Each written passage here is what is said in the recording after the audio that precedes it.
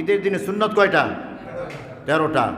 অতি সকালে ঘুম থেকে ওঠা, মেসওয়াক করা, গোসল করা, উত্তম পোশাক পরিধান করা, শরিয়ত সম্মত সাজগোজ করা, খুশবু ব্যবহার করা, আগে আগে ঈদগাহে যাওয়া, ঈদগাহে যাওয়ার আগে কোনো কিছু না খাওয়া, কোরবানি দিয়া ওই কোরবানি গোস্ত দিয়া সর্বপ্রথম খানা খাওয়া, পায়ে হেঁটে ঈদগাহে যাওয়া,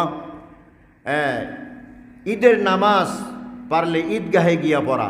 ঈদগাহে যাওয়ার সময় এই তাকবীরটা জোরে জোরে পড়া, আল্লাহু আকবার, আল্লাহু আকবার, লা ইলাহা ইল্লাল্লাহু আল্লাহু আকবার, আল্লাহু আকবার, ওয়ালিল্লাহিল হামদ।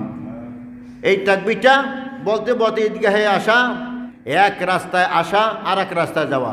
আমাদের রাস্তা একটা, আমরা ডান দিক দিয়ে সুন্নাত তরিকে আসবো, আবার ডান দিক দিয়ে সুন্নাত তরিকে যাব, তাহলে আসলাম একদিক দিয়ে, গেলাম